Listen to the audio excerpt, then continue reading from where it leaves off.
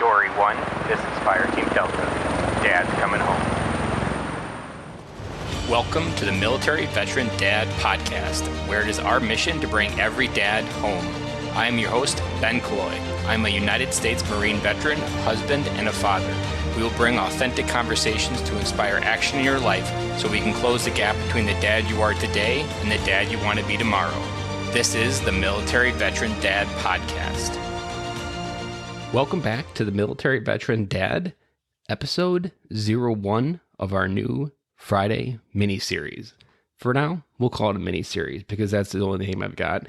And like I dropped on Wednesday, on New Year's Day, this is going to be a new weekly episode on Friday where you just get me, my thoughts, my take on something, maybe a story about my life, how it's shaped me, how it's helped me create who I am today. And if you would like to help name this episode, these series on Friday, I'm looking for ideas. So if you have an idea, drop me an email, ben@militaryveterandad.com. You can drop me on Instagram @BenKilloy or Twitter @BenKilloy as well. I'm also on Facebook. Email is probably the easiest way though as well, just to drop an idea of a name. And really it's just going to be me on the microphone giving you additional thoughts on what I think it means to be a dad in 2020 and creating an amazing legacy. Today, we're going to dive into a little bit of deprecating humor about myself. And I want to share a story. And this short story is super vivid in my mind.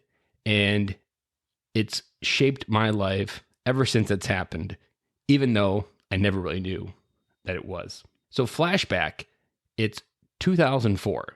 I'm in Okinawa. It's hotter than hell. The humidity, it's like breathing underwater. And if you've been to Okinawa and stationed on Okinawa, you know that they make you wear white shirts for almost a month to signal that you're the new guy. So that way, if you drop while you're PTing, you know that they need to react a little bit faster because you're new. And so I've always hated running. Even before I got to Okinawa, running wasn't my friend. It was something that always just held me back. I was always a crappy runner. Even from the very first 1 mile physical fitness test I had to do for recruiting, I was never good at it. I even remember running in Camp Lejeune on the tank trails that just seemed to go on forever. And I never knew where they were going to turn around. And it was such a mind fuck to never know when they're going to turn around, never be able to pace your energy to where they're going to turn you around. And I always just felt like it was easier to give up on myself, to fall out of that formation. I probably fell out almost every formation. Probably the only time I really didn't was in boot camp, where you really had a drill instructor out in your ass to make sure that you were right there in the trenches in that platoon, not falling out. But back to Okinawa. So I had just gotten to Okinawa. I'd maybe been there a little over a month probably. But I really, running obviously hadn't gotten any better because it's super hot over there. And I arrived in the summer as well. So we're talking like July. And our platoon sergeant, the super motivated person, he was a poster board Marine. And he decided to PT us that day. And when he is going to be all out. He is all about it. And we were like, I don't know, a mile into it. And I'm starting to fall out. I'm starting to give up. I'm already dropping out of formation. And I'm like, oh man, I'm not going to be able to hold on to this. It's just going to be too much. And I'm going to look like a bag of ass and I'm going to get in trouble. I'm going to get yelled at after this is all over. And we're just making a turn and we're going up a hill. And I remember him yelling back to me at the top of his lungs, "Killoy, are you weak?" And at the top of my lungs, instinctively, without a single point of hesitation, I yell back, "Yes, sir." And that moment of yelling back, "Yes, sir, I am weak," has played out through almost the rest of my life from that moment. And if you've been listening to the podcast, you know that I've been talking about how a story and the emotions of that story are your brain's perception of how it reacts to future things. So there's been many things future since that moment that I reflect the feelings and emotions of being weak, not strong enough, not having what it takes. It can be triggered even by my kids, will flash me back to that moment of being weak. And that feeling of weakness was something that plagued me forever. So ever since it happened, like I said. But that's been a feeling that I was running from. I wasn't really acknowledging it. I remember the story. It was always vivid, but I never really realized subconsciously how the thought of saying that I was weak, that my brain was actually making choices subconsciously to prove that that was true. And ultimately, it was because I wasn't processing the feelings related to that weakness. I wasn't processing that for running was more about the fear of failure. Even just this past summer, I really reconciled my fear of running. Like, I had a fear of running because there was a huge pile of emotion wrapped up in the fear of falling out, knowing I'm going to feel like a failure. I hated that feeling. I hated the look of other Marines looking at me when I dropped out because I just let them down. And as a Marine, you're supposed to be a unit. You're supposed to stay together.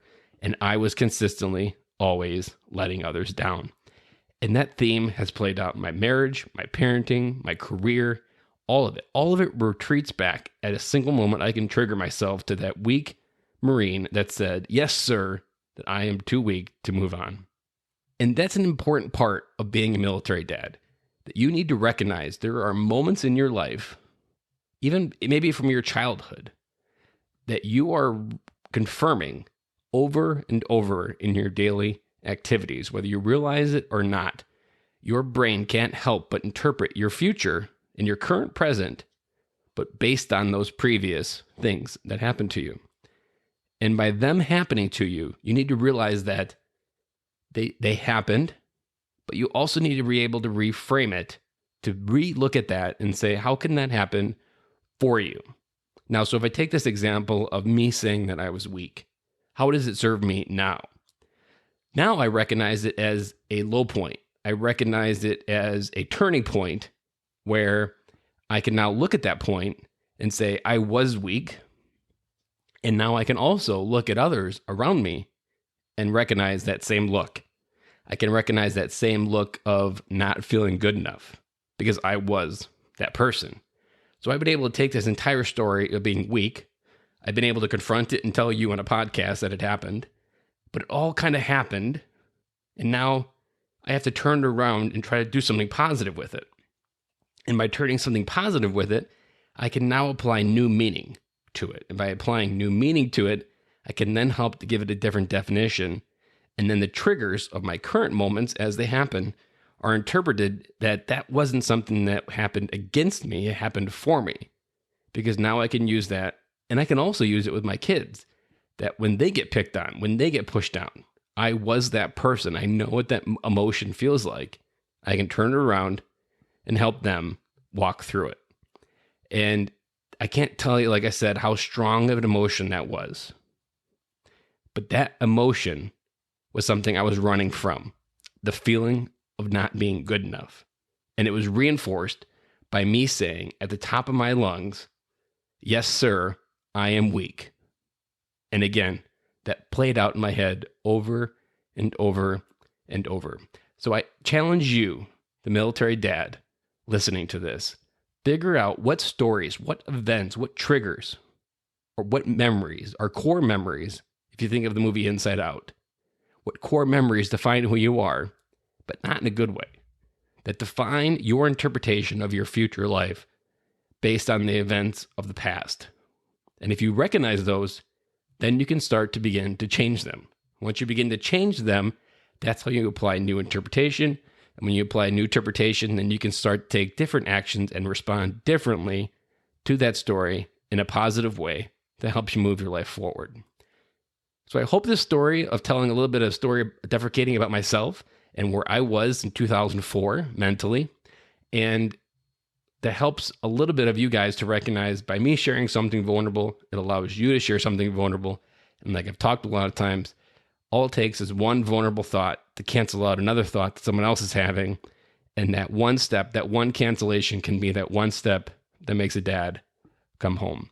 So I hope you guys enjoyed this very first episode. We'll keep bringing them back every Friday. And like I said, I'm looking for a name. And with that, I'll sign off and I'll talk to you again on Monday.